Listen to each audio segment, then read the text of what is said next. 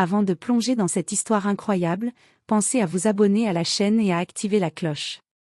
Ici, chaque récit a quelque chose à dire, et vous ne voudrez pas en manquer un seul. Un père célibataire humilié aux enchères, jusqu'à ce qu'un milliardaire enchérit sur lui. Dans une ville animée par les contrastes, où les gratte-ciels étincelants côtoyaient des immeubles délabrés, où les berlines de luxe croisaient chaque jour les bus bondés, vivait Aaron Blake, un père célibataire de 34 ans.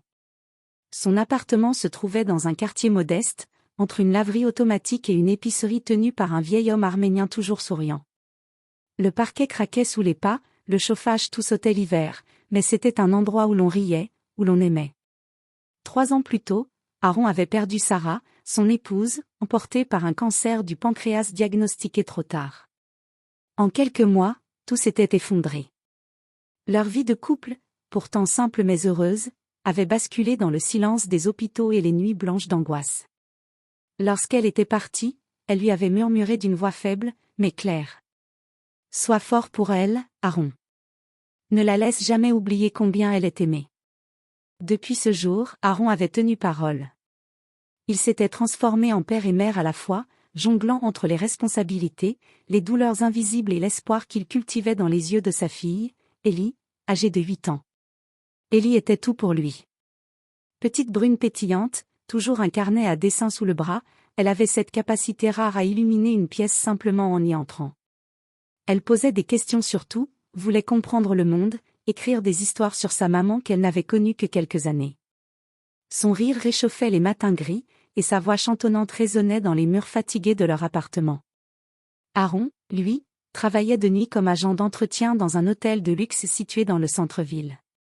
Pendant que les riches dormaient dans des draps en satin, il nettoyait les couloirs, astiquait les ascenseurs, et croisait parfois des célébrités sans qu'on le remarque.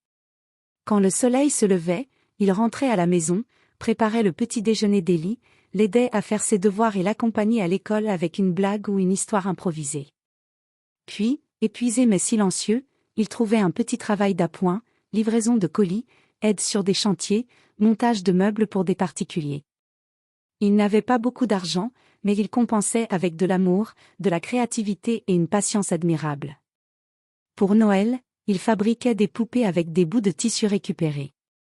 Pour l'anniversaire d'Ellie, il avait peint un vieux vélo trouvé dans la rue et l'avait décoré de fleurs en plastique.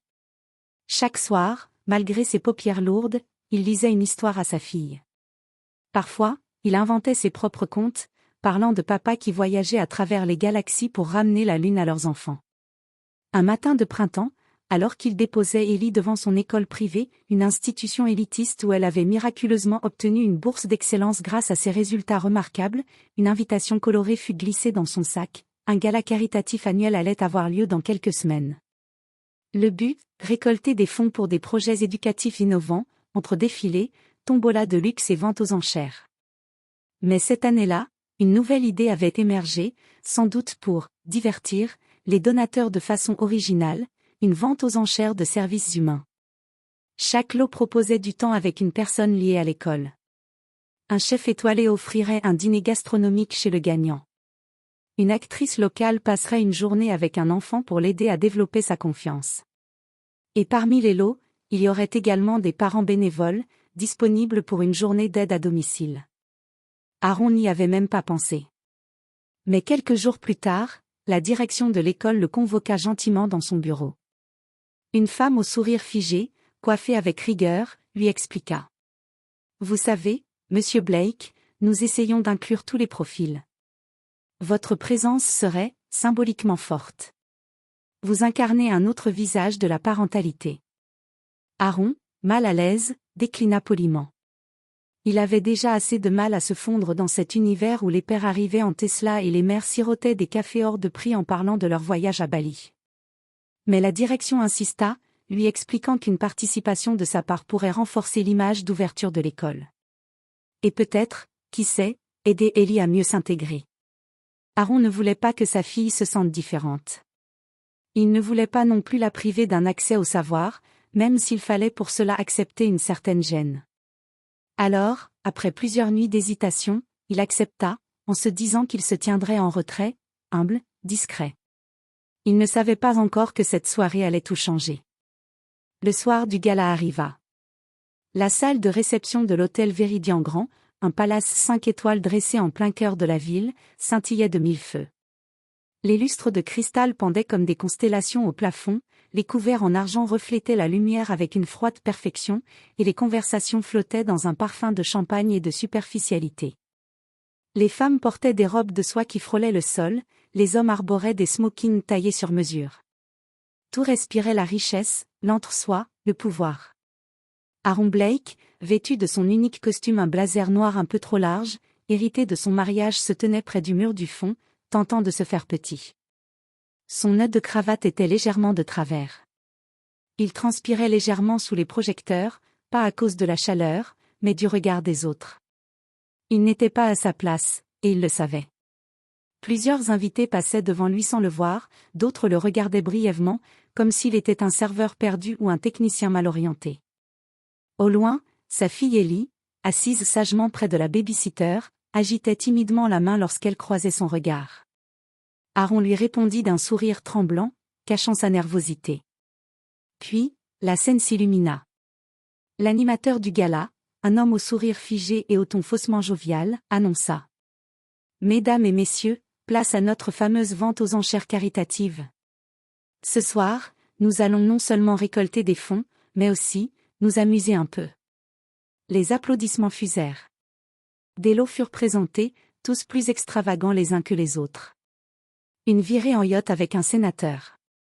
Un dîner dans une villa avec une chanteuse pop. Une journée dans un vignoble privé. Puis, dans une transition à peine subtile, l'animateur annonça. Et maintenant, un lot un peu original. Voici Aaron Blake, père célibataire. Il ne cuisine pas, ne danse pas, mais il sait très bien passer la serpillière. Un silence tendu s'installa, puis quelques rires étouffés s'élevèrent. Mesdames, qui veut de lui pour une journée d'aide à domicile? Une bonne action, et un peu de fun, non? Les projecteurs se braquèrent sur Aaron, qui monta sur scène, les épaules raides. Il fixait un point invisible dans la salle, tentant de ne pas croiser les regards, ni de penser à Ellie, qui observait tout cela de loin, confuse et silencieuse. Une femme leva la main, un verre à la main, hilar. 10 $ pour qu'il lave mes vitres. Rire dans la salle. Une autre, assise à une table décorée de roses blanches, ajouta d'un ton moqueur. 15 $, mais seulement s'il est muet. Les enchères prirent des airs de jeu cruel, d'humiliation déguisée en philanthropie. On ne parlait pas d'un homme, mais d'un objet. D'un gag. Les rires devenaient plus gras, plus appuyés. Aaron restait droit, le regard figé, la mâchoire crispée, mais ses poings tremblaient. Il pensa à sa fille. Il pensa à Sarah, et à la promesse faite au chevet de sa femme mourante. Ne la laisse jamais croire qu'elle a moins de valeur que les autres. Et soudain, une voix grave et posée fendit l'atmosphère ricanante. 50 000 $. Le silence fut instantané, brutal. Les conversations s'éteignirent. Les rires s'évanouirent comme s'ils n'avaient jamais existé. Les têtes se tournèrent d'un même mouvement vers le fond de la salle. Là, debout entre deux colonnes en marbre, se tenait un homme que beaucoup reconnaissaient sans vraiment l'avoir jamais rencontré.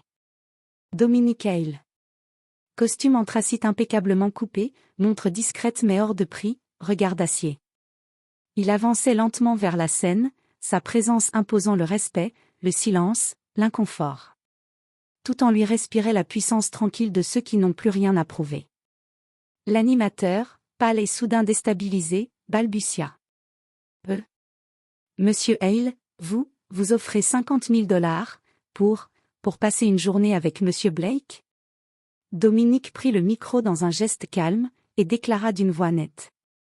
Non. Pas pour passer une journée avec lui. Pour qu'il n'ait plus jamais à se ridiculiser ainsi.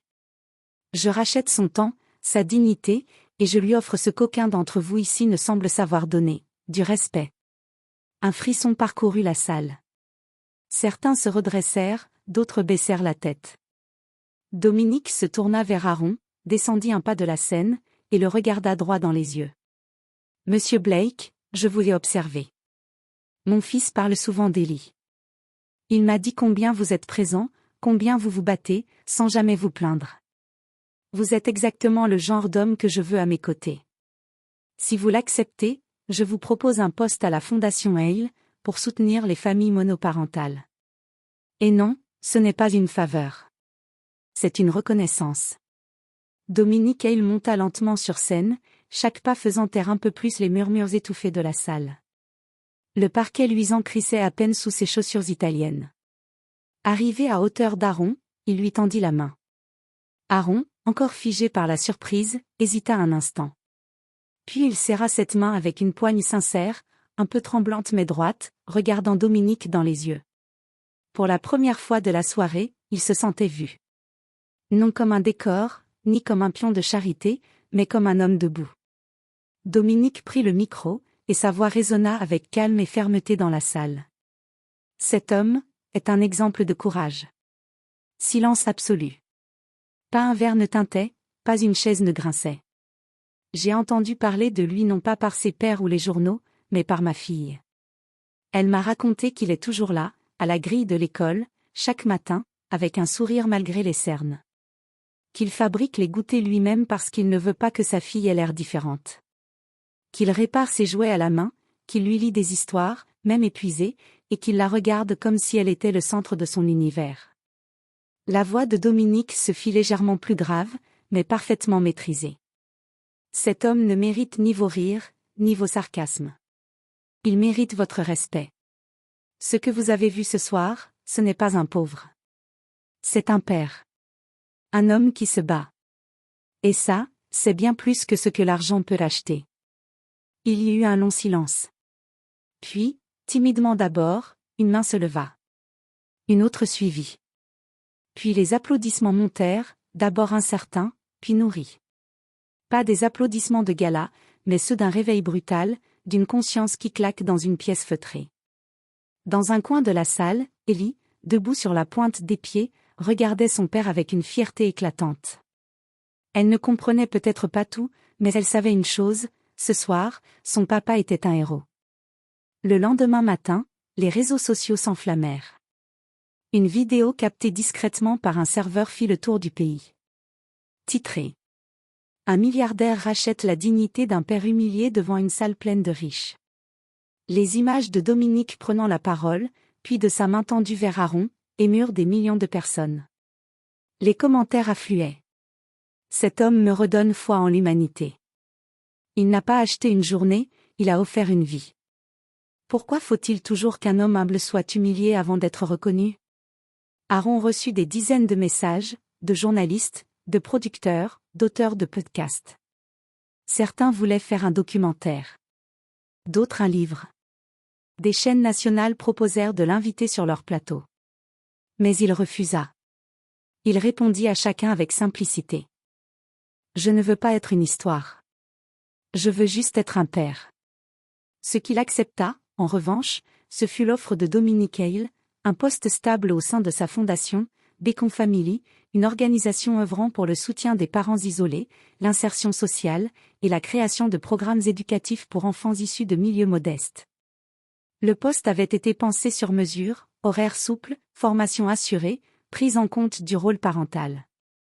Aaron aurait non seulement un revenu digne, mais aussi la liberté de continuer à déposer Ellie à l'école chaque matin et d'être présent à chaque étape de sa vie.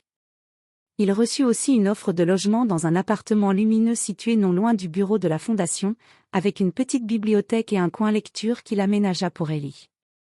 Quant aux moqueurs du gala, ils se firent plus discrets. Certains envoyèrent des mails d'excuses. D'autres, plus honnêtes, vinrent s'excuser en personne. Aaron les écouta sans colère.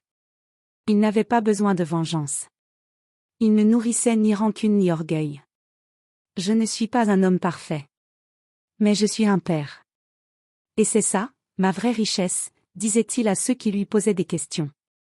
1 an plus tard. La vie d'Aaron et Ellie avait changé, non pas dans son essence, mais dans sa sérénité retrouvée. Le petit appartement lumineux, décoré de dessins accrochés au mur et d'odeurs de cacao chaud, respirait la tendresse et la simplicité. Aaron travaillait désormais à la Fondation Bacon Family, où il coordonnait des projets d'accompagnement pour parents solos. Il était apprécié pour sa bienveillance, son écoute, sa capacité à comprendre les combats sans les juger. Il n'était pas devenu célèbre, ni riche, mais il avait enfin trouvé un espace où sa dignité n'était jamais remise en question. Ce jour-là, l'école privée d'Ellie organisait sa traditionnelle cérémonie de fin d'année, dans un théâtre ancien rénové, baigné d'un halo de lumière dorée.